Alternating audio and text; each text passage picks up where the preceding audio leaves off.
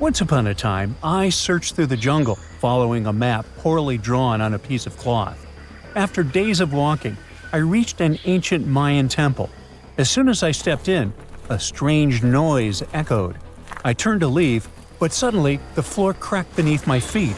I fell into a 1600-year-old tomb. Finally, I got lucky. That day, I walked out with shiny jades, carved seashells, a creepy afterlife mask, and a curse that's been haunting me ever since. Well, okay, maybe it didn't happen exactly like that. Or maybe it didn't happen to me. Sadly, real-life archaeology is not like Indiana Jones movies. However, the findings can be as exciting and important, especially in Belize, where archaeologists just found the first identifiable ruler's tomb in the lost Mayan city of Caracol after 40 years of digging.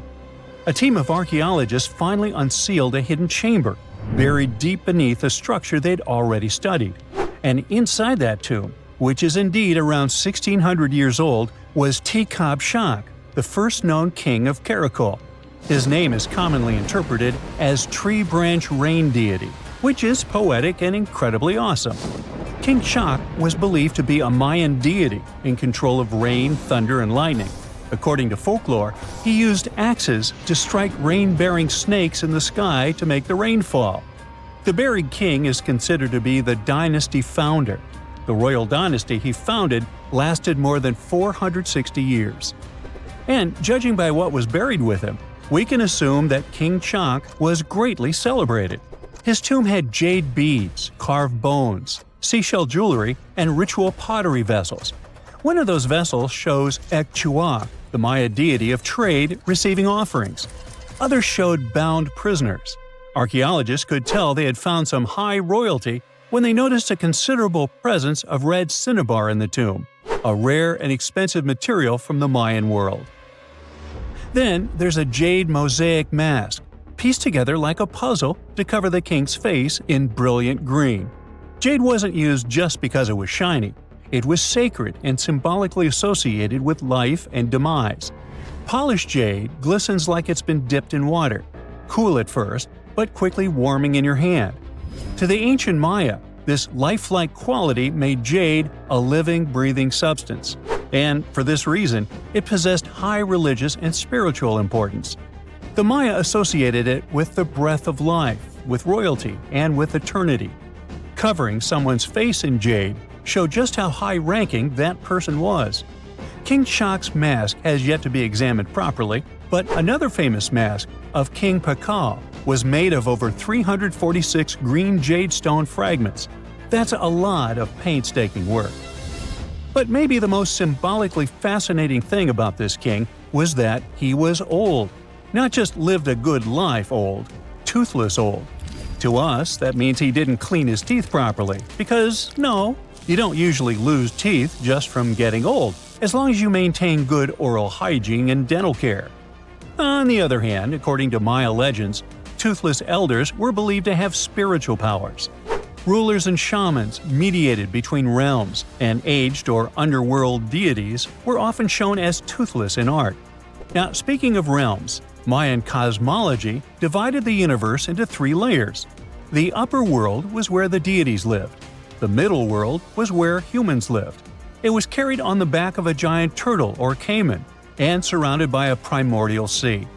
Beneath it was the underworld, known as Xibalba, a dark and complex realm of spirits and ancestors. And certain people, especially rulers, shamans, and elders, were believed to move between these worlds. This king was a ruler, had a deity-like name, and was a toothless elder. Boy, his power level must have been off the charts. But that's not all. Here's the eerie part. The tomb was buried beneath another tomb, which was discovered all the way back in 1993. Archaeologists were investigating a different burial when they realized there was another chamber hidden beneath it, an interesting hiding place. Remarkably, it worked. For more than 1600 years, no one found him. This makes Tikab Shak's tomb the first ever discovered at Caracol that can be definitely linked to a known ruler, thanks to hieroglyphs, burial context, and artifacts. Now, if you're not a geography or history buff, you've probably never heard of Caracol. Today, it's a remote ruin deep in the jungles of western Belize. But around 16 centuries ago, Caracol was one of the largest and most powerful cities in the entire Maya world. At its peak, it covered over 77 square miles, which, for reference, is larger than modern-day Belize City. Its population was around 100,000 people. That's more than most cities in Europe had at that time. And it wasn't just big, it was advanced. Caracol had pyramids, ball courts, palaces, reservoirs, and a very complex road system. Stuff like limestone superhighways stretching miles through the jungle. Past excavations also turned up arrowheads, drills, spindle whorls, figurines, and everyday tools. King Shak's tomb was one of the 3 major tombs found in the northeast Acropolis. That's near Kana, the central archaeological complex at Caracol, and one of the tallest human-made buildings in all of Belize, even today. It reaches an imposing 141 feet high and contains multiple levels of elite residences and temples. But even with that size, finding tombs isn't easy at all. Most have already been looted. We don't know what else can be hidden there, and in some places, it's too risky to dig up without causing damage. That's why it took researchers decades to finally find something untouched.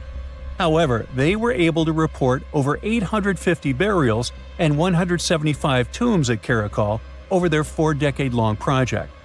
One of the earliest tombs, dating to around 350 CE, was a cremation burial containing ritual artifacts such as obsidian blades, atlatl spear points, and ceramic styles associated with central Mexico.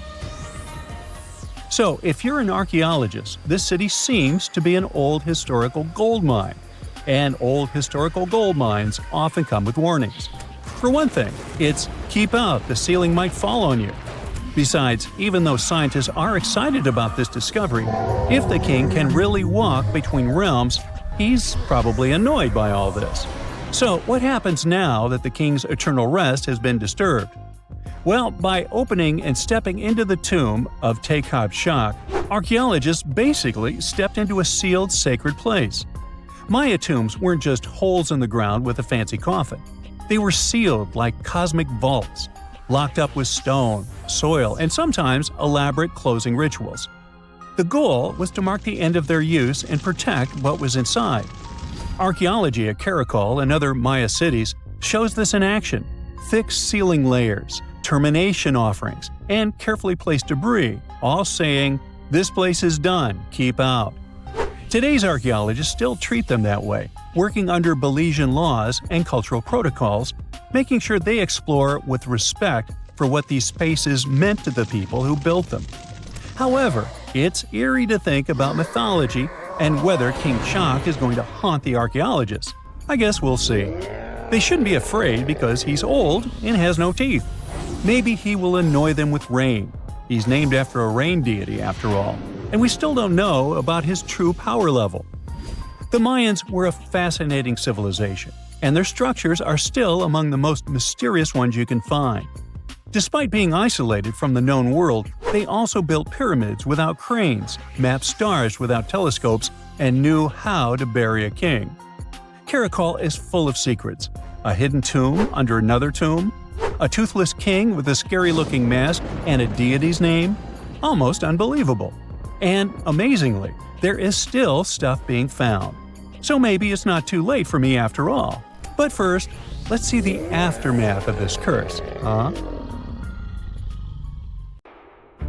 Now picture a tomb locked for 1,400 years, and then, suddenly, poof, it's open. What could be inside? An ancient curse or exciting discoveries? Maybe the former, since a giant stone owl is guarding the entrance with the owl's beak clamping down on a human face like it's swallowing a soul. Now, it's not just a picture this situation. The discovery probably happened like this. The archaeologists were at a place called San Pablo Huitzo in southern Mexico. At one point, they stumbled upon something that resembled an entrance. Ooh, where did it lead? They just had to figure it out. By that entrance, there was a large carved owl. Soon the researchers realized that it wasn't just decoration. The beak of the bird was open, and inside, there was the painted face of a man. Most likely, it was an important leader. For the people inhabiting that region, owls were linked to demise and power. So, it was like either the owl was guarding the spirit of the person buried there, or was it holding it captive? Was it even wise to sneak into that mysterious place? Well, the scientists' thirst for answers was more powerful than any fear. So they entered and found themselves inside a tomb. It was made up of two main parts: a front room, kind of like an entrance hall, and a deeper burial room. There was a doorway between these two rooms. It was covered in carvings. At the top, there was a stone beam with special symbols on it. Those symbols worked like names based on a person's birth date. On each side of the doorway, there were carvings of a man and a woman wearing detailed headdresses. The researchers thought they could have been placed there like guards, watching over the tomb. The walls were still painted in bright colors: white, green, red, and blue. It was an astonishing view, and the paintings actually told a story, showing a funeral procession. People were carrying bags of something called copal, which is basically a tree resin. The locals, called Zapotecs, burned it like incense during ceremonies, kind of like how people today often light candles or incense during special rituals. Besides, the archaeologists found carved symbols that work like a calendar. A bit later, the researchers found out that the tomb was about 1,400 years old. It came from the Zapotec civilization, and what made it so special was how well everything inside was still preserved. It was like opening a time capsule that hadn't been touched for over 1,000 years. Interestingly, they didn't just randomly find it. Officials started looking into the site after someone reported looting. When scientists checked it out, they realized they had stumbled onto one of the most important discoveries in Mexico in the last decade. The tomb dates back to around the year 600, when the Zapotec people were thriving in the area. They were sometimes called the Cloud People, and they built a powerful civilization long before the Spanish arrived. Even today, many people in Mexico still speak Zapotec languages.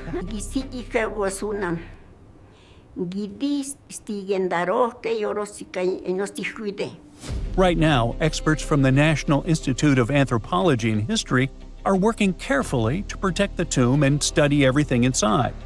They're looking at things like pottery, symbols, and even a few human bones they found there.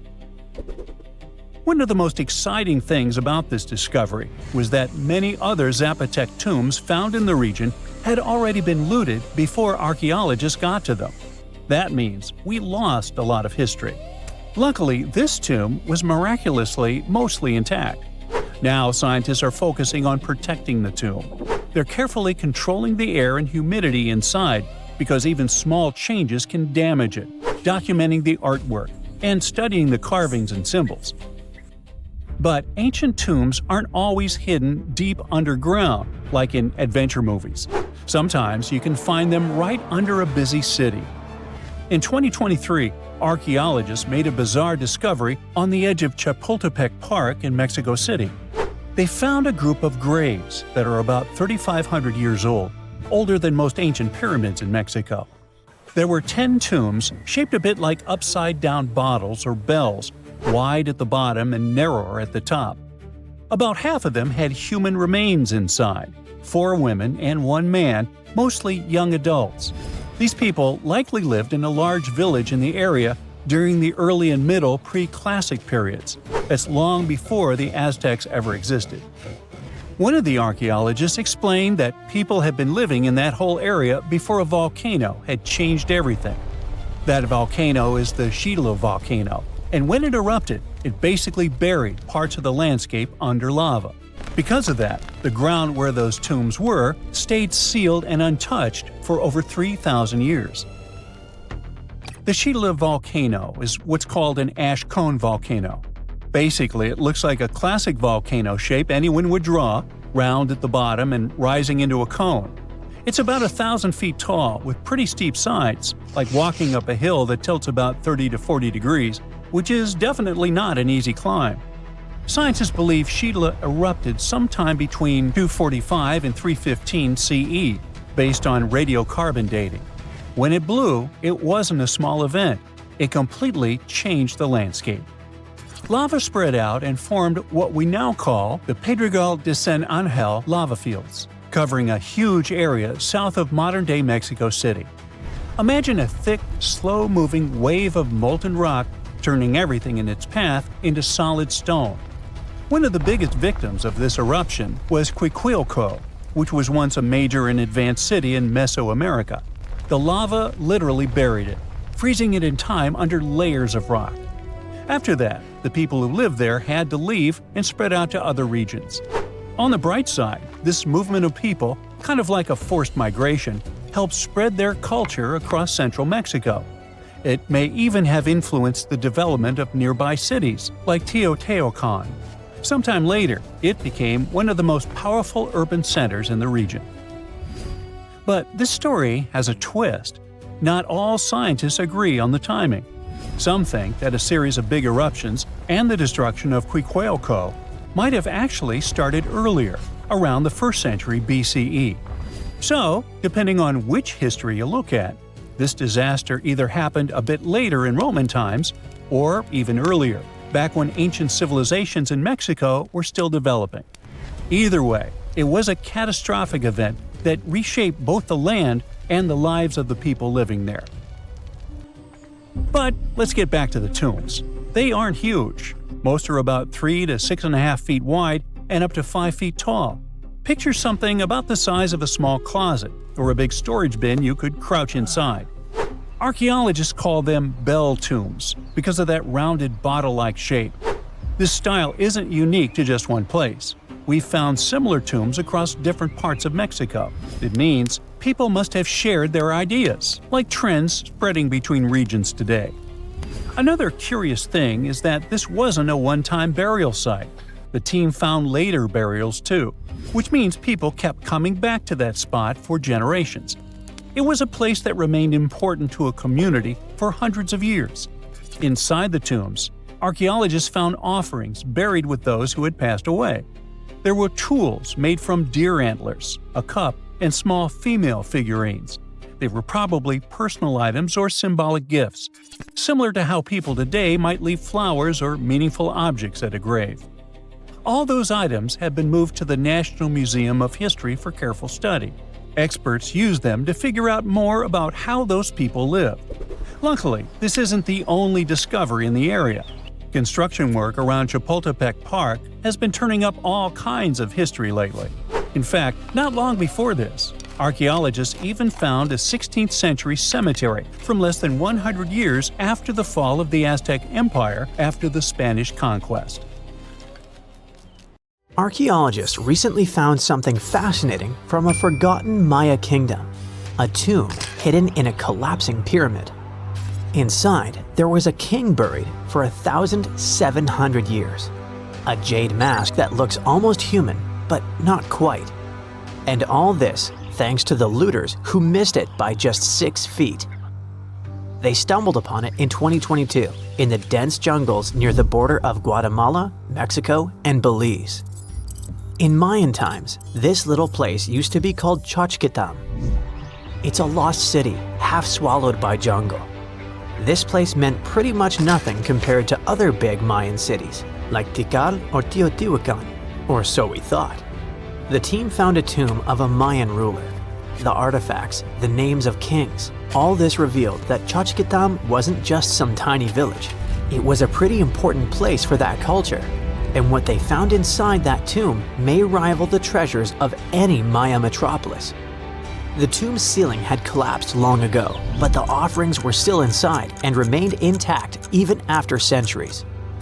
They recovered over 16 spondylus shells. These things were used by the ancient elite for power and rituals. That meant that whoever the tomb was related to, it was someone wealthy, of high status, who got themselves a ceremonial burial. Archaeologists also found carved femur bones. They were etched with hieroglyphs and names. Maya literally wrote their history in human remains. Researchers want to dive super deep and get a DNA analysis on the bones. Maybe that will help uncover familial ties, origins, or health problems these people might have faced. And most important of all, the mosaic jade mask. It was pieced together from luminous green tiles into an expression that feels almost human, almost alive. A lot of people were joking that it's just like Jim Carrey's mask in the famous movie. But it wasn't a magical artifact. That was the face of a forgotten Maya king, staring out at us after 1,700 years of silence. His name was etched into the femur bones, Itzamkokaj Balam. Historians think this might be the ruler who reigned around 350 BCE. Unfortunately, this period is super underdocumented. We barely know anything about those times, but it looks like he was pretty important to the locals. One of the bones even showed a carved figure holding a deity's severed head. The deity's head looks exactly like the jade mask. Perhaps this was supposed to be the king himself, defeating some mythological villain. Other inscriptions mention the king's father and grandfather. That links Xochitlam to the mighty Maya capitals we mentioned, Tikal and Teotihuacan. Tikal was once the beating heart of the Maya world. It was a fascinating megapolis. A city rose from the Guatemalan lowlands with towering step pyramids that scraped the sky. That place was home to tens of thousands of people. It was also a hub of art, astronomy, and culture. The rulers were worshipped almost as living deities. Their deeds were carved into stelae that still stand amid the howler monkeys. Teotihuacan was located even further north. Now that was a mystery of another kind. It wasn't really Mayan, but rather Central Mexican. But still, that was a true metropolis, one of the largest cities in the world during its time. It was most famous for its Avenue of the Dead and colossal structures like the Pyramid of the Sun. It was a rich cultural center that had a worldwide influence. For centuries, both Tikal and Teotihuacan seemed to have completely different cultures. Tikal was a flourishing city-state where people loved reading, astronomy, and beautiful architecture. Teotihuacan was a titanic militaristic superpower. Two big centers of Mexico, separated by 600 miles of jungle and mountains. Compared to these imperial capitals, Xochitlam was a whisper. But it looked like this Itzam guy from the tomb wasn't just a ruler of a random village. He seemed to have political ties in ancient Mesoamerica. The craziest part is that we almost lost this piece of history, all because of the looters. At some point in the past, grave robbers had tunneled dangerously close. They stopped digging just 6.5 feet away from the tomb. That's just like in that meme with the diamonds. Sometimes you stop digging right before you hit it big. But in our case, thank heavens they didn't get there first. That's how close we came to losing a piece of history. In an almost poetic irony, it was the looters' tunnels themselves that led Estrada Belli's team to the site. Archaeologists have been looking around and using the so-called LiDAR technology. That's basically laser beams shot from high above, which help them map the spot. It's like taking X-rays of the jungle floor. And that's when they found the little signs of intrusion. They quickly realized that if someone was digging here, they were probably looking for something important. Without the failing looters, they might have walked past a discovery. In any case, archaeologists want to keep searching. They might even find more chambers buried inside the abandoned pyramid. We just keep finding mysterious things related to the Maya. Recently, buried deep within the ruins of Tikal, archaeologists found a house, and in that house, a limestone altar. It was covered in vibrant murals of red, yellow, and black. What's weird is that this build wasn't made by Maya. It was unmistakably Teotihuacan in style. And just like the tomb from before, it was made about 1,700 years ago. The altar was discovered inside a Maya-era residence known as Group 6DX7. It stood 3.5 by 6 feet right in the center of the home. That was very typical for Teotihuacan traditions. It bore a mural of the storm god. That was also a central deity in the Teotihuacan pantheon. But this altar depicted no kings and no rulers. That's very weird. As we said, Maya worshipped and honored their dynasties and political power, putting them pretty much everywhere, like some merch. But instead, this altar worshipped the deities alone, and it did so in the heart of Maya's main capital, Tikal. When archaeologists dived deeper, they saw it as unmistakable proof that Teotihuacanos not only came to Tikal, they thrived there. This house wasn't some trade outpost. People actually lived in it. Teotihuacanos built homes, practiced their rituals, and left their deities behind in this city. And Maya seemed to be chill about that. Researchers think this was a home for some elite people from Teotihuacan, or maybe it belonged to Mayans who practiced Teotihuacano culture and deeply respected it. But it might be something darker than a simple, friendly multiculturalism. The two cities weren't in the best relationship. There was some tension, maybe even surveillance. The house and the altar were probably built around 300 to 400 BCE. That was a period when Tikal was rising in power. This might have caught the attention of the mighty empire to the north. It's almost as if Mayans poked the beast. By 400 to 450 BCE, that attention may have become something sinister. The altar could have actually been the symbol of domination. Had the Maya of Tikal truly welcomed their guests, or did they come here and bluntly started building foreign altars in sacred spaces? Did Teotihuacan use this as some kind of soft invasion? In that case, it would make sense for Mayans to destroy that place or vandalize it somehow. Mayans regularly buried their buildings and rebuilt on top of them. But for some reason, this altar remained untouched. Mayans found it and buried it with the surrounding buildings as they were. No vandalism, no destruction, no rebuilding even. Looks like they had some complicated feelings about Teotihuacans. It was a time when cultures clashed, fused, overlapped, and possibly spied on each other. Perhaps one day we'll learn more about what really happened among these ancient civilizations. Miles and miles of yellow sand, treeless mountain ridges, and scorching hot sun over your head. And suddenly, something you'd never expect to come across in a barren desert. A small group of overexcited people. They're as happy as you would be if you'd won a lottery. They've just found an ancient tomb, once flooded with its walls in bad shape. But the stuff they discovered inside proves that this is the burial site of one of Egypt's most mysterious pharaohs. Historians have been hunting for his tomb for years, but no one expected it to hide ancient treasures. Fast forward. After careful examination of the site, Egyptian officials have announced the discovery of the tomb of King Thutmose II.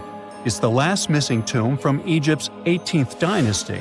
And this is also the first royal tomb found since King Tutankhamun's was discovered in 1922, in more than 100 years. A team of Egyptian and British archaeologists found the tomb in the Theban Mountains area, west of Luxor, near the famous Valley of the Kings. Before this, the site was only known as Tomb C4, but during their excavation, the team found clear evidence proving it belonged to King Thutmose II. Archaeologists actually found the entrance and main tunnel leading to the tomb in 2022. But at first, they thought it belonged to a queen because it was near the graves of Thutmose III's wives. It was also close to Queen Hatshepsut's tomb. Originally, it was prepared for her when she was just a royal wife. But everything changed when she became pharaoh. But we'll talk about this twist of fate a little later. But soon they realized that their discovery was much more significant.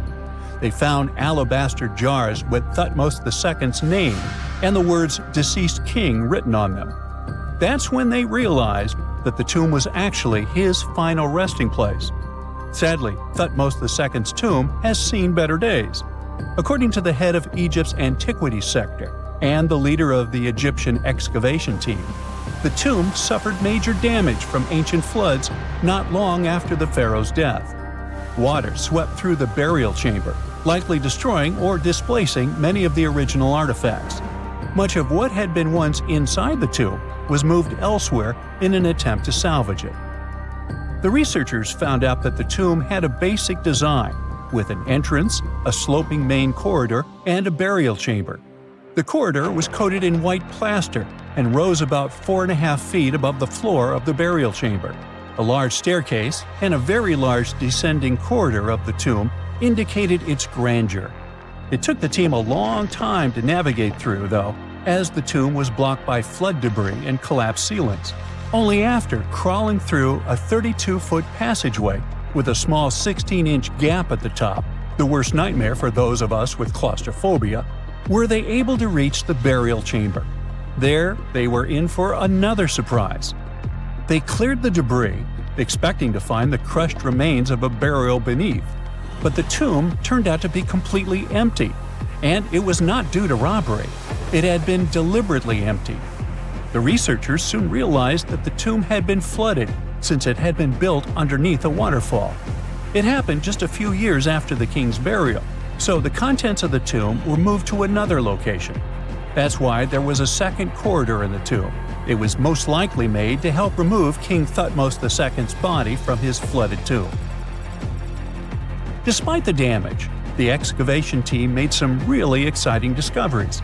They found traces of mortar decorated with blue inscriptions, yellow stars, and fragments from the Book of Amduat, one of the most significant funerary texts in ancient Egypt. The book was meant to guide the deceased through the underworld, ensuring a safe journey to the afterlife. Now, how about we sneak a peek at ancient Egypt's 18th dynasty? It was all about conquering lands, expanding the empire, and building jaw-dropping monuments. Some of the biggest names from that era, Thutmose I and Thutmose III, both legendary warrior kings who left their mark in history. Thutmose I was a fierce fighter who led major military campaigns, pushing Egypt's border further south than ever before, all the way to the fourth cataract of the Nile. His victories gave Egypt access to new trade routes, stronger political ties, and more wealth. His conquests were so significant that they were recorded in the tombs of his top officials. Thutmose III, sometimes called Thutmose the Great, took things even further.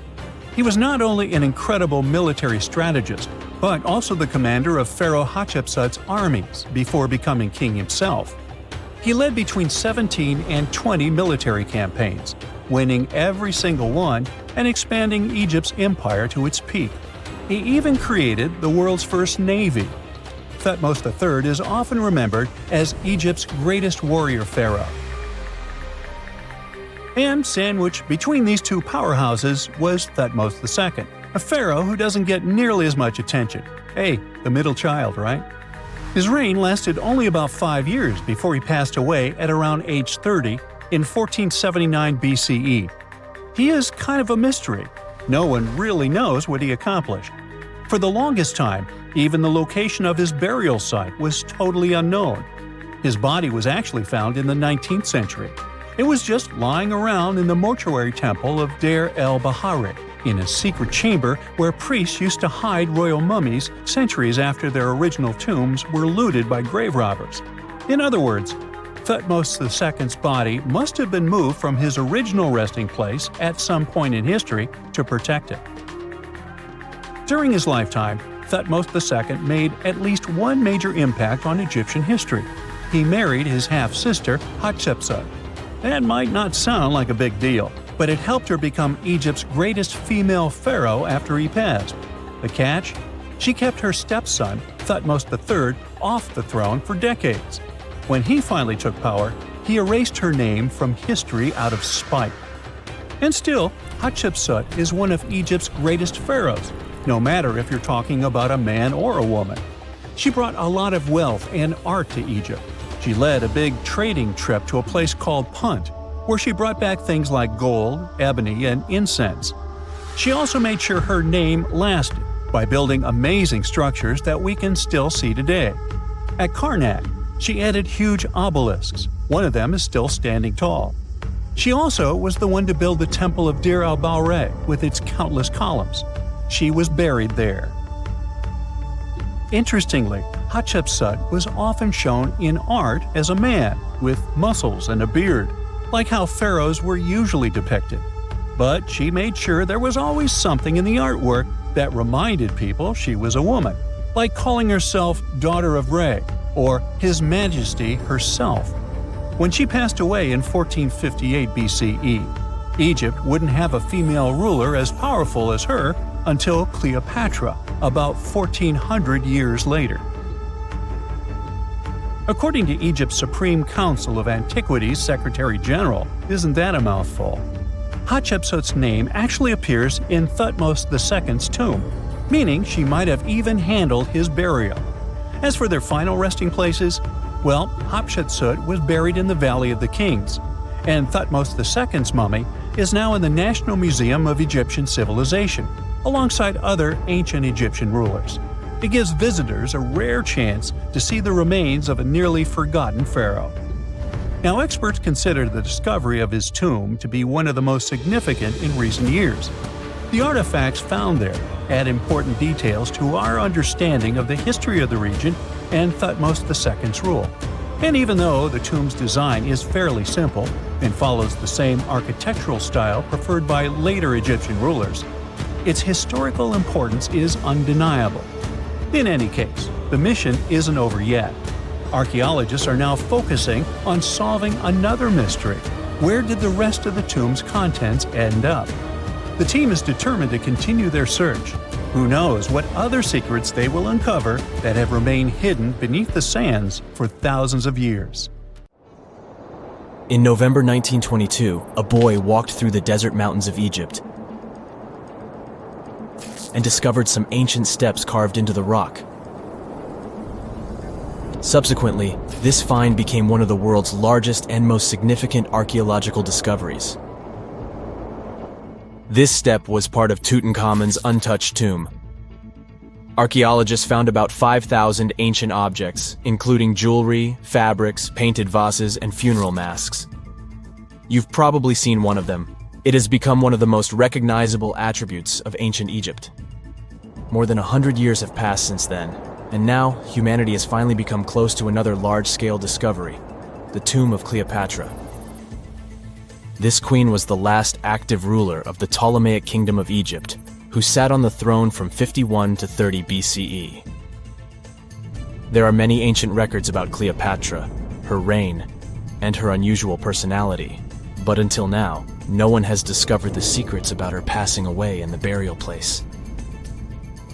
So, one archaeologist, Dr. Kathleen Martinez, has been studying ancient records and temples around Alexandria for decades, and concluded that the tomb of the queen should be located under the ancient city of Taposiris Magna, founded in 280 BCE. It was a big city on the northern coast of Egypt, where tens of thousands of people were engaged in trade and industry, and it seems that Dr. Martinez's guesses turned out to be correct.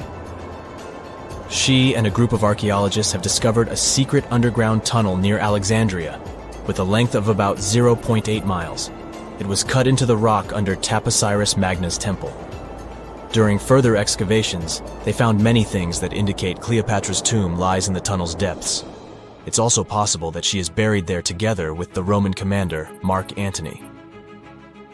According to ancient records, Cleopatra and Mark Antony loved each other and together opposed the Roman Senate, which declared Antony a traitor.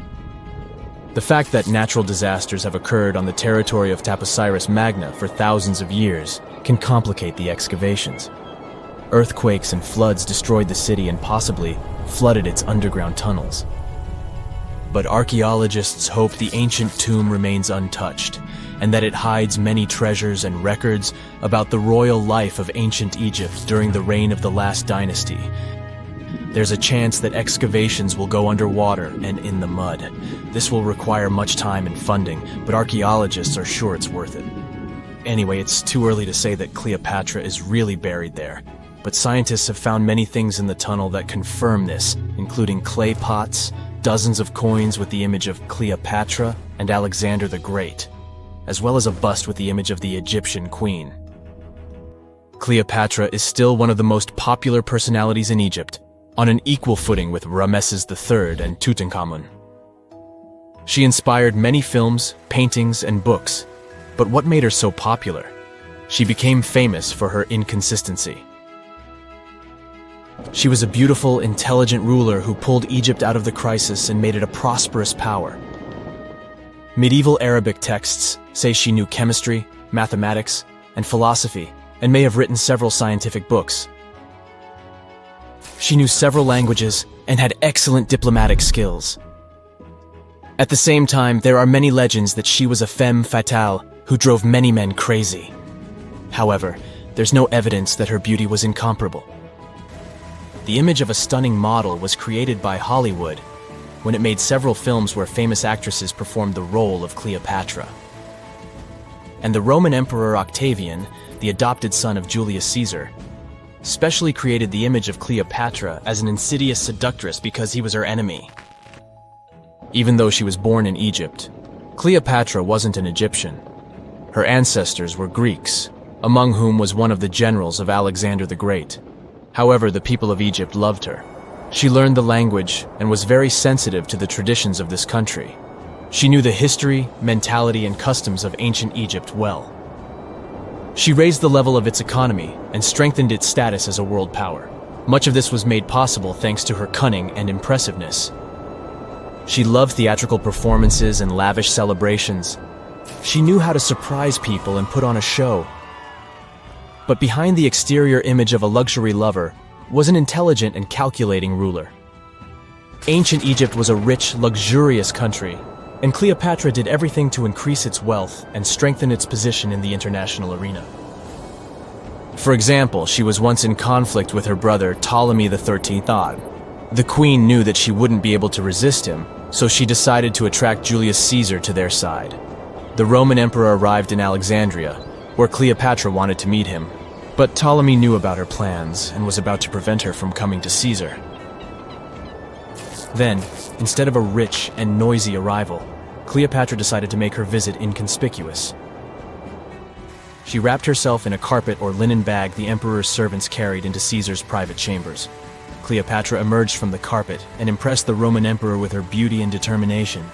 As a result, they fell in love with each other and became close allies. After some time, she impressed another influential Roman for diplomatic purposes. She arrived to meet Mark Antony on a golden barge with purple sails and silver oars. Cleopatra was dressed in the image of Aphrodite and sat under a magnificent canopy. Her servants dressed like cupids and were blowing her fan and burning incense. But Cleopatra created such a show for a reason. She knew that Antony revered Greek mythology and considered himself the embodiment of Dionysus. As a result, he was so impressed with this woman that he ended up marrying her. Cleopatra defended her crown, strengthened her alliance with Rome, and bore Antony 3 children. In Egypt, they threw big parties and enjoyed wealth with power. However, the relationship of a high-ranking official with the Egyptian queen caused a scandal in Rome. Octavian was Antony's primary opponent in the struggle for power, so he exploited the situation to darken the competitor's reputation. He used propaganda to make Cleopatra an insidious seductress in the eyes of Roman citizens. He accused Antony of succumbing to her charms. The Roman Senate supported Octavian and declared Cleopatra an enemy. In 33 BCE, this conflict reached a high point when Antony's navy clashed with Octavian's fleet. The latter won and forced his enemy to flee to Egypt with Cleopatra. According to some records, they took refuge near Alexandria. Pursued by the Romans, they hid in one of Cleopatra's palaces and met their end. Some legends say that Cleopatra was an expert in poisons. She provoked a venomous snake, a viper or an Egyptian cobra, to bite her. Also, according to another legend, she pricked herself with a poisonous needle. There's a theory that Cleopatra always carried an ampule with poison inside her hairbrush. And when she was cornered, she soaked the needle with this poison and pricked herself. None of this can be said for sure. Scientists are still trying to find out the truth. Perhaps when they reach Cleopatra's tomb, the world will get more answers about her tragic fate. She is considered the last ruler of Egypt. After her passing, Octavian plundered her palaces and temples and returned to Rome, where he became the main emperor. He successfully ruled the country and expanded its borders. His reign ended when he turned 75. World history would have looked different if Cleopatra and Mark Antony hadn't lost that naval battle. By the way, did you know that more time has passed between Cleopatra's reign and Neil Armstrong's flight to the moon than between the reign of the Egyptian queen and the construction of the Great Pyramid of Giza? Armstrong took a step on the Earth satellite in 1969, 38 years after the birth of Cleopatra. And the construction of the pyramid took place in 2560 BCE. Imagine how long the history of ancient Egypt is. Cleopatra is closer to us in time than to the pyramids. It's nighttime, and you're about to walk inside Pharaoh Tutankhamun's final resting place. You know, King Tut.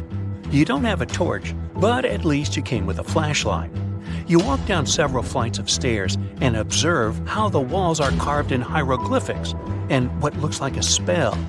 Those who take anything from this place will be doomed for life, the spell says. Even if you don't really believe it, this scares you a little bit. You find a huge stone door. Is it a trap? You manage to open it, but oh no, it's only an empty chamber. You check your map. It seems like you're heading in the right direction. After what feels like hours, you realize you must be trapped inside a labyrinth. You try to retrace your steps, but you can't find the door where you came in from anymore. That's it, you think to yourself. You've fallen for the Pharaoh's trap. What's worse, you didn't bring a lunch.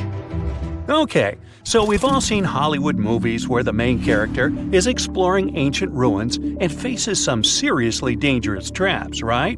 We've been told Egyptian royalty protected their final resting places with venomous scorpions and snakes, sliding doors that will trap you for life, and giant rolling boulders that will crush anyone on their paths. The thing is, were these traps truly real? Well, I regret to be the one to break it to you, but this is all fiction. These elaborate traps were too technologically advanced for ancient civilizations to pull off. That is not to say, however, that there weren't any traps at all. Ancient civilizations, like the Egyptians and the Mayans, are known for their practice of building entire monuments dedicated to the ones who had passed away. These structures would often reflect the position of person occupied in society. So, for the really important people, the VIPs of their times, massive monuments were built to host their bodies long after they were gone. Some of these civilizations believed that a person's life would continue on the other side of the veil. For that reason, a person would be buried together with the belongings of their current life. If they had a lot of money and power and stuff, that meant their resting places would be filled with riches and gold. Now imagine if you lived in ancient Egypt and you knew exactly where all the pharaohs' tombs were located and had heard rumors of the amount of wealth kept in these places. Maybe you would be tempted to go check it out, right? We're talking about large rooms filled from floor to ceiling with golden artifacts, jewels, and even money. I mean, it does sound tempting. And since there weren't any security guards protecting the entrance of these places, Egyptians needed to get creative as to how they would protect these riches. These old civilizations found some traps to be useful. A recurring one was building empty rooms inside the monument to confuse a burglar. Now, let's take a look at Amenhotep III's final resting place as an example. It was built in the city of Luxor, in a spot also known as the Western Valley of the Kings. Two French engineers originally discovered the monument between 1905 and 1914 CE. The structure is huge and has more than 10 chambers, connected by long corridors and steep stairways. The King's Chamber is the most hidden one, and for an outsider to try and find it, they will probably enter a lot of empty rooms beforehand. Other pharaohs tried to protect their riches by commissioning monuments with false doors concealing pits that were up to 20 feet deep. This way, an unwarned and unwanted visitor would be surprised by the deep hole on their way to the king's resting chamber. Alongside false doors, pharaohs made sure to build labyrinth-style corridors and false walls. This way, robbers could take hours or days before they found the king's real chamber. As to pits with poisonous snakes on them, if there were any reptiles inside these monuments, they probably got inside on their own, and would most likely not stay there for long. There is no way snakes would survive years and years without food inside these pits. So yes, another Hollywood-induced belief right there. If these traps seem boring to you, archaeologists did find an interesting deterrent in the final resting place of the Red Queen of Palenque in Mexico. Palenque was one of the most powerful Mayan cities in pre-Columbian Mexico, and the Red Queen was believed to be the grandmother of the last Mayan king, undoubtedly a person of immense importance to the empire. In her honor, a huge monument was built to keep her body after her passing. The discovery of the tomb itself was already thrilling. Archaeologists found an ancient monument when digging at the site back in 1994. The first thing they found was a room with a hidden door. Once they opened the door, they discovered a long corridor. Finally, at the end of this corridor was the Queen's chamber. The team of archaeologists was beyond excited to unearth this chamber with the mummy of the Queen herself still inside it. They found her to be accompanied by her pearls, jade shells, and expensive rocks. But as the team explored the remains, they saw something rather strange. The room was filled with a red-colored powder.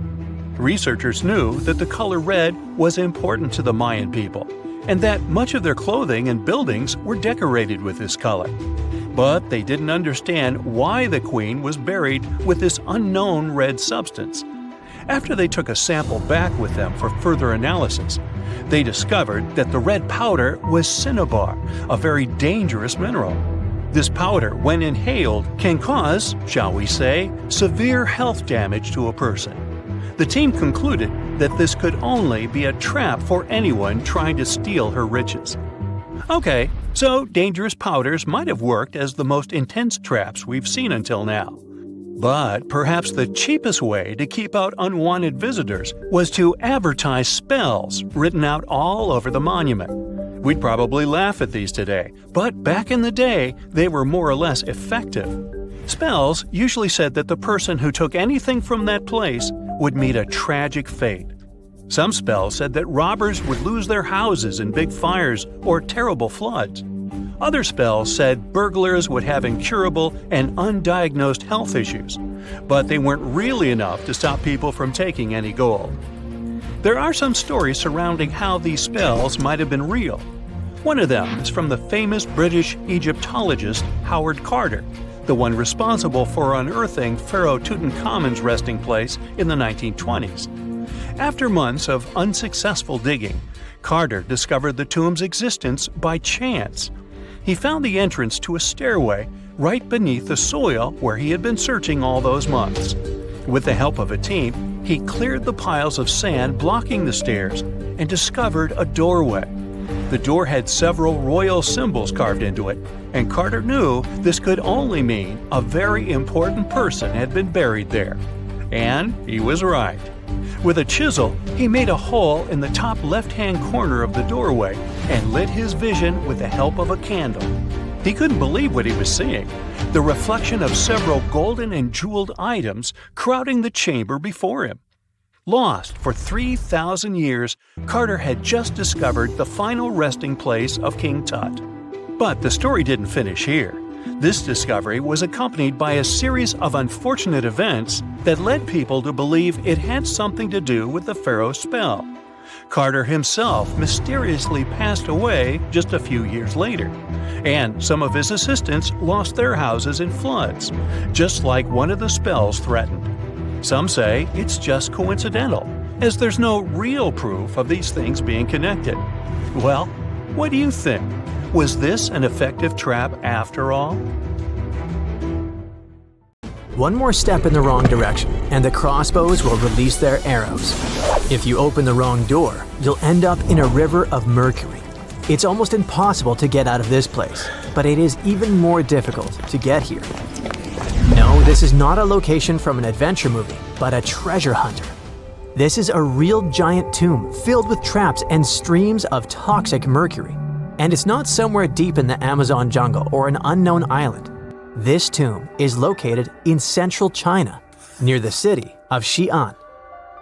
And you know what the coolest thing is? This tomb was built more than 2,000 years ago. And even now, in the 21st century, we still don't know how to get there. But let's start from the beginning. Many of you have probably heard of terracotta statues. Thousands of clay sculptures of people. Those statues were first found in 1974, when a group of peasants were digging decks near Xi'an. They found a detailed human-sized figure, and that was 1 out of 1,000. Each figure was made as realistic as possible. Each of them was unique and had its distinctive details. More than 50 years have passed, and scientists are still digging up these sculptures. The number has already exceeded 8,000. But what are they doing there? What is their purpose? Terracotta sculptures are kinda guarding the tomb of Emperor Qin Shi Huang. He was such an influential man in China that he wasn't just buried in a tomb. His servants created a giant coffin complex the size of a small town. So, if thousands of clay guards symbolically protect this place, it's difficult to imagine what's in the center of this ancient, gigantic tomb. But first, let's find out who Qin Shi Huang was, and then move on to the dangerous traps. He was the first son of the ruler of the kingdom of Qin. It was one of the 6 kingdoms that existed on the territory of modern China. In 2059 BCE, when Qin Shi Huang was born, those 6 kingdoms were independent and separated from one another. Moreover, there was a strong conflict between them that lasted for more than 200 years. But Qin Shi Huang turned out to be the man who managed to conquer and unite all these kingdoms. He became more than just a king. He became the first emperor of China. But how did he complete a seemingly impossible task? Natural disasters, clever strategy, tactics, and skills helped him to conquer the 6 kingdoms. Scientists are still arguing about some of the details of how this happened. All that can be said is that Qin Shi Huang was a very wise and intelligent emperor. So it's not surprising that his burial turned out to be so huge. He was buried in the largest and most luxurious funeral complex in the history of China. The area the size of a small city contains many underground caves filled with things an emperor could need in the afterlife. In ancient China, as well as in ancient Egypt, people believed that when an emperor went to the other world, he could take with him those things that were buried with him. Unfortunately, sometimes it could be people, but Qin Shi Huang acted wisely and correctly. He decided to bury clay statues. But the coolest thing is that the architects and builders of this complex made it impregnable. The whole area holds many secrets, historical artifacts, and priceless objects. There's a beautiful place with the emperor's body in the center of this tomb. Imagine how many treasures you can find there, and all of them were meant to remain untouched and unseen by other people. And we probably won't be able to get to them, at least in the near future. Ancient Chinese historian Sima Qian wrote something about the tomb about 100 years after the emperor's burial. He said that this place had dangerous traps inside the tomb that would destroy anyone who dared to enter the tomb. The engineers installed crossbows with loaded arrows and also poured a huge amount of mercury, simulating the movement of rivers. Of course, that was 2,000 years ago, and crossbows probably don't work anymore. But what about mercury? This toxic metal has no expiration date. It's shiny and moves quickly in liquid form.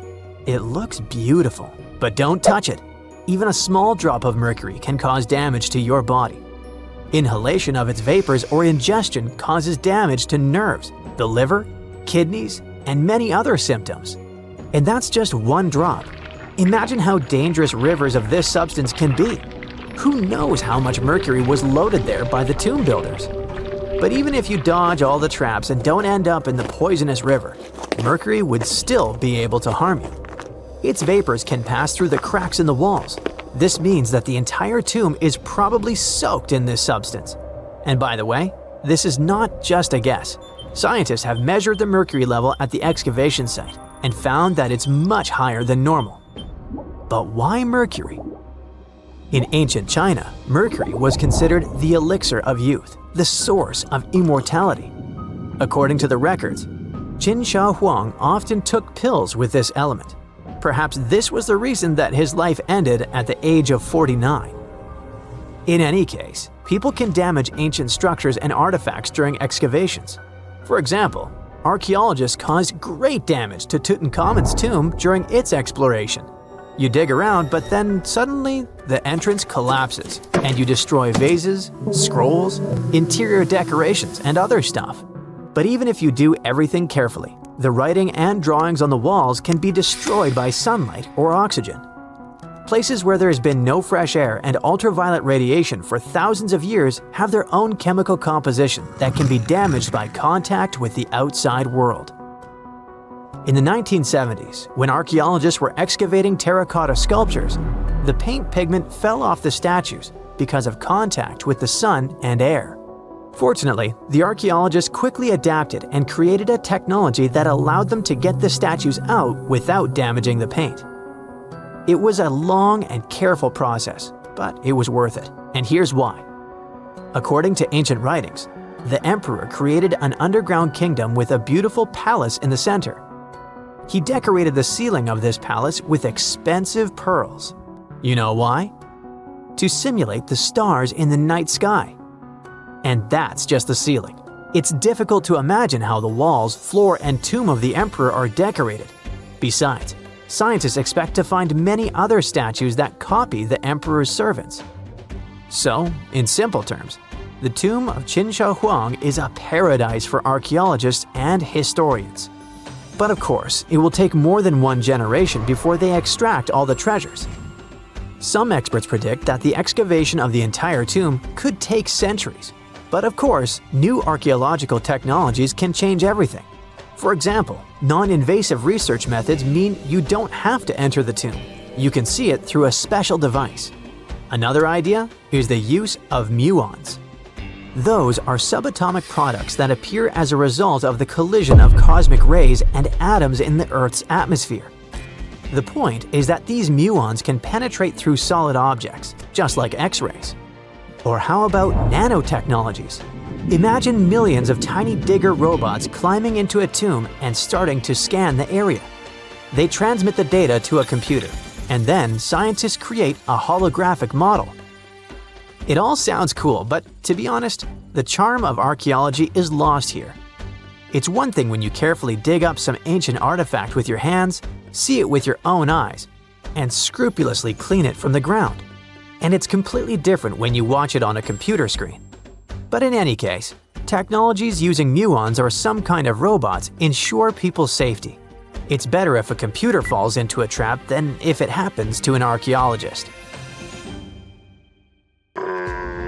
Not many civilizations are as mysterious as ancient Egypt, a powerful empire that lasted over 3,000 years. It gave us pyramids that still stand and myths that still inspire. It's one of the most explored places on Earth, yet somehow, we still find exciting stuff. In Abydos, archaeologists just uncovered a 3,600-year-old royal tomb. It's huge! It has golden hieroglyphs of deities covering the entrance, but the pharaoh's name? It's not there. It's missing. Who was this ruler, and what new chapter could this open in Egypt's story? If there's one place in Egypt where the line between life and demise feels thinner, it's Abydos. To the ancient Egyptians, this was sacred ground. They believed it was the burial place of Osiris, the god who literally passed away, had his remains separated, and came back to life to rule the underworld. Because of that, Abydos became Egypt's spiritual gathering place. Pharaohs built amazing temples here, like the Temple of Seti, famous for its King's List, a wall that has the names of 76 pharaohs carved in it. Pilgrims came from across Egypt, leaving offerings and participating in Osiris festivals, where his demise and rebirth were ritually reenacted. It wasn't just symbolic worship, it was Egypt's version of Comic-Con. But instead of cosplaying superheroes, people reenacted gods coming back to life. Obviously, pharaohs competed to be buried as close to Osiris as possible. Abydos became part cemetery, part holy city, part afterlife insurance policy. Fast forward thousands of years, and we still uncover remarkable stuff around Abydos. That's the case with the recently discovered tomb. In early 2025, a joint team of researchers from the US and Egypt decided to dig beneath a rocky rise ominously called Anubis Mountain. You remember Anubis, the jackal-headed deity who guarded cemeteries. The uncovered royal burial was hidden 23 feet below the surface. Sadly, even though it eluded archaeologists for so long, robbers had already taken away with treasures ages ago. They could definitely tell this was a tomb of someone super important. Similar to how you can walk around a mansion with no furniture but still deduce that someone rich must have lived there. The chamber had mud brick vaults rising over 16 feet. That's taller than a female giraffe standing upright. For something built 36 centuries ago, it still felt enormous. However, when you remember that Egyptians were masters of architecture, nothing seems surprising. So no treasures, no golden mask, and sadly, no name. The cartouche that should have spelled the king's identity was unreadable. Egyptian tombs usually bragged about who was inside. In ancient Egypt, a cartouche was basically a big oval name tag for kings wrapped in hieroglyphs. Think of them as VIP passes that worked in both this life and the next. Without it, your soul couldn't check into the afterlife hotel. That's because to the Egyptians, your name, your ren, wasn't just so your teacher could distinguish you from kids with the same haircut. It was a core part of who you were. As long as your ren survived, so did you. To have your name forgotten was considered a fate worse than passing away. A soul cannot journey without a name. That's why you'd see cartouches all over the place, on temples, obelisks, jewelry, statues, and tomb walls. It wasn't there just for the marketing. It kept the pharaoh's presence front and center everywhere you looked. Imagine building a massive tomb only for 3,600 years later to walk in and go, who is this guy again? Not cool at all. That's why it's fair to imagine our nameless pharaoh haunting the robbers for all eternity. So yeah, cartouche was considered very significant. One of the most famous and mind-blowing examples comes from the tomb of Thutmose III. His burial chamber and sarcophagus were literally shaped like a cartouche. In other words, the entire room was a living architectural symbol of his name. Thankfully, in the recently discovered tomb, not everything was erased. Painted in golden hues at the entrance were two familiar guardians, deities Isis and Nephthys. Isis was the magician who stitched Osiris back together and breathed life into him. Nephthys, her sister, was the eternal mourner and protector of the mummy. Together, they promised that whoever rested here would not face the afterlife alone, and it's one additional proof of the importance of the mysterious pharaoh. So, who could this be? To answer that, we need to go down history lane. This tomb dates back to Egypt's messy chapter called the Second Intermediate Period. Instead of one ruler in charge, the country had many rival kingdoms, each with its own little power base, like a real-life Egyptian version of Game of Thrones. And right in the middle of that chaos was Abydos. For a while, it was home to its own line of kings, the so-called Abydos dynasty. Those weren't the pyramid builders everyone knows, and that's why they're so mysterious. They left behind almost nothing.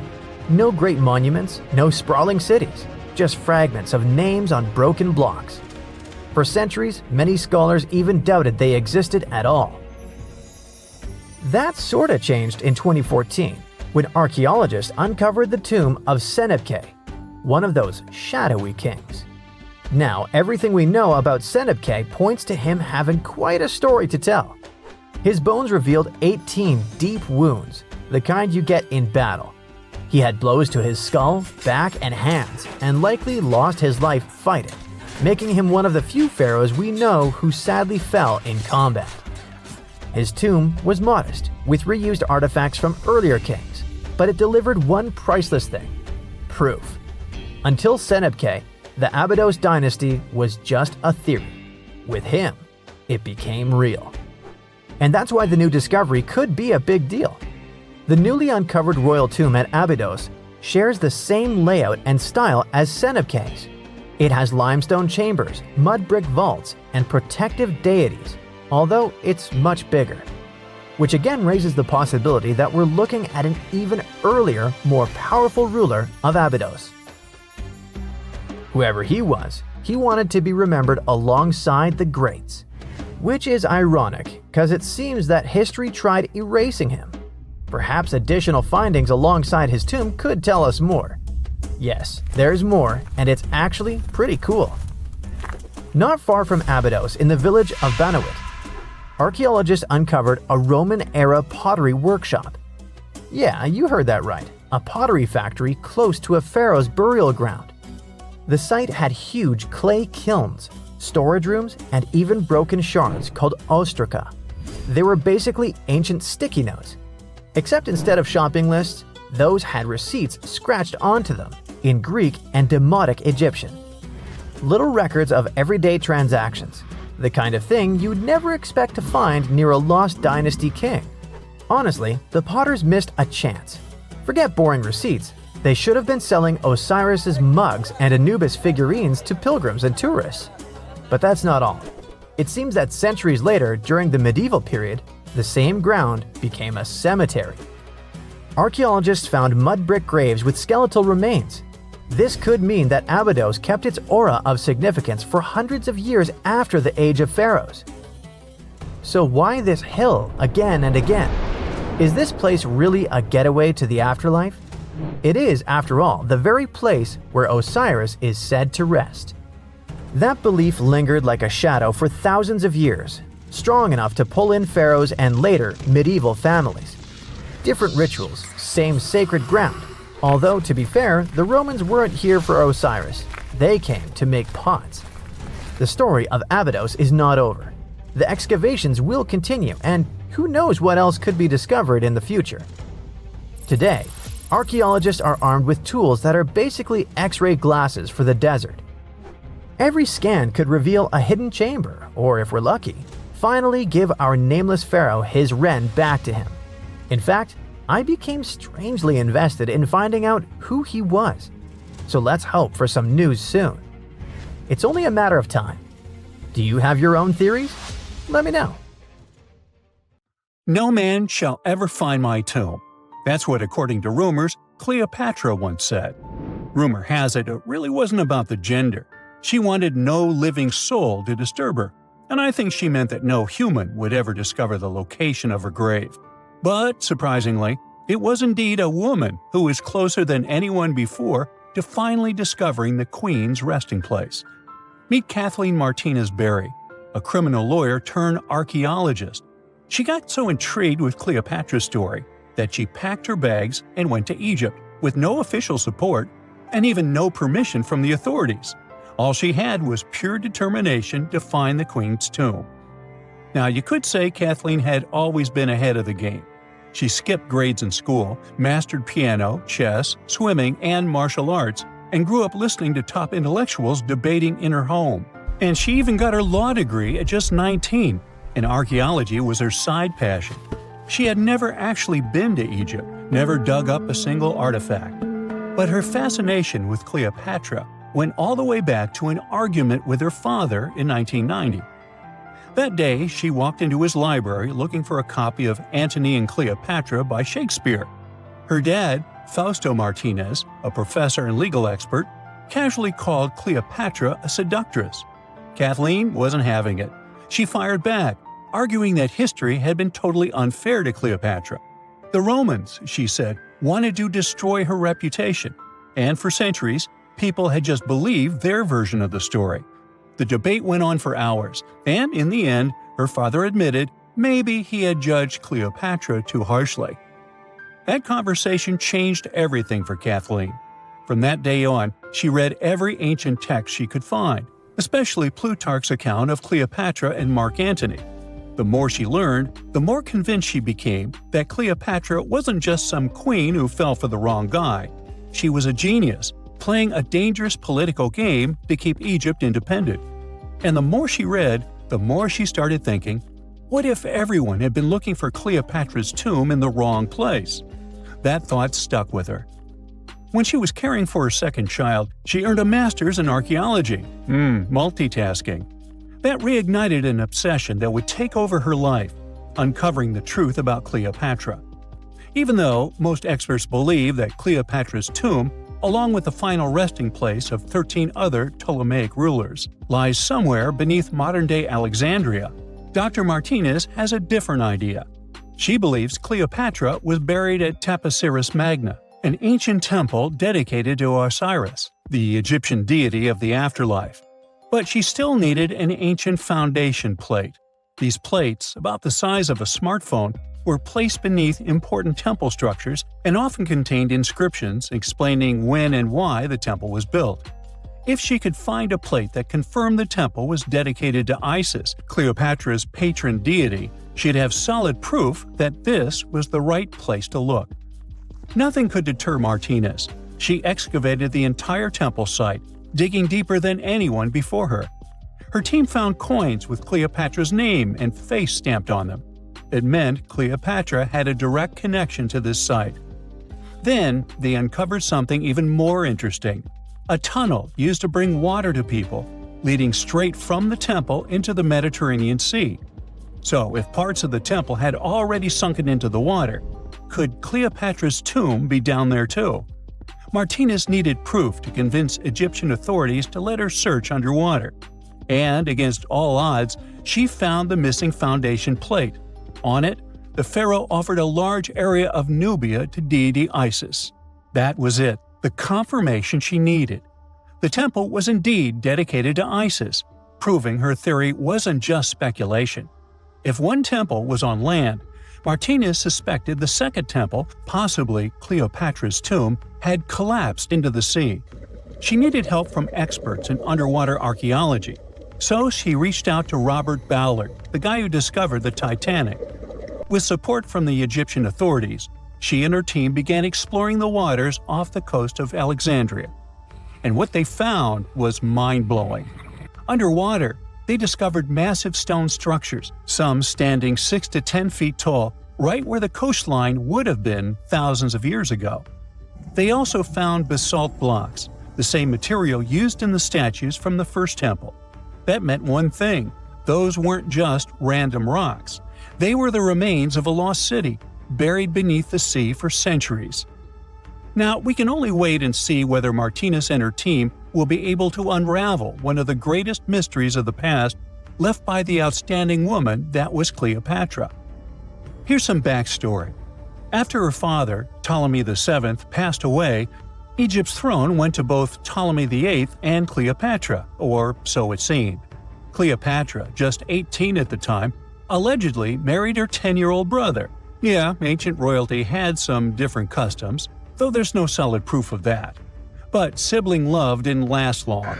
Young Ptolemy decided he wanted all the power for himself and tried to push Cleopatra out. Forced to flee the country, she didn't just sit around feeling sorry for herself. She raised an army, ready to march back and take what was hers. That's how, at 21, she was already in the Sinai Desert, leading an army and planning her return to the throne. Now, by that time, Cleopatra had already been locked in a powerful political, and not only political, alliance with Julius Caesar. In June 47 BC, she gave birth to a son, Ptolemy Caesar, better known as Caesarion, who, many believe, was Caesar's child. But that didn't stop her from playing by Egyptian royal rules. And her husband number 2, her other brother, Ptolemy XIV. Yep, despite her ongoing affair with Caesar, Cleopatra married yet another sibling, because, in her world, keeping the throne in the family was the name of the game. Now, marriage aside, Cleopatra's bond with Caesar stayed strong. She even traveled to Rome with Ptolemy XIV for a state visit. But instead of playing the role of a dutiful queen, she stayed in Caesar's private villa by the Tiber River. But after Julius Caesar lost his life in 44 BCE on the Ides of March, Cleopatra's political standing became shaky. To make matters worse, her brother-husband Ptolemy XIV passed away soon after, and some suspect Cleopatra had a hand in it, leaving her as the sole ruler of Egypt. Meanwhile, back in Rome, Mark Antony was rising to power as Caesar's presumed successor. Wanting to size up the Queen of Egypt, he summoned Cleopatra, and she did not disappoint. Sailing into town on the lavish barge, dressed as a deity, Cleopatra made quite an entrance.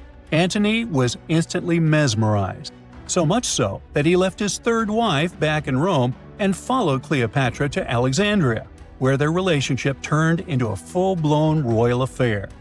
The two had 3 children together. Together, they waged war against Caesar's adopted son, Octavian, in a battle for control of the Roman Empire. The last time the queen was seen, She was in her mausoleum, dressed in full royal splendor, diadem on her head, lying on what Plutarch called a golden couch. When Antony and Cleopatra lost at Actium, Octavian's forces marched into Alexandria. Cleopatra apparently knew the end was near, so she locked herself inside her mausoleum, surrounded by gold, silver, pearls, and priceless art. Those were the treasures she threatened to burn rather than let the Romans take them. Antony, meanwhile, wasn't going to let the Romans capture him alive. He wounded himself with his own sword, but before he passed away, he was carried to Cleopatra's side. She held him as he took his last breath in her arms. A little over a week later, Cleopatra made her own choice. Rather than face humiliation as Octavia's prisoner, she ended her life. Legend says it was the bite of a deadly asp, though history isn't quite clear on that. At the time, Cleopatra was only 39. Sounds like a rather full life to me.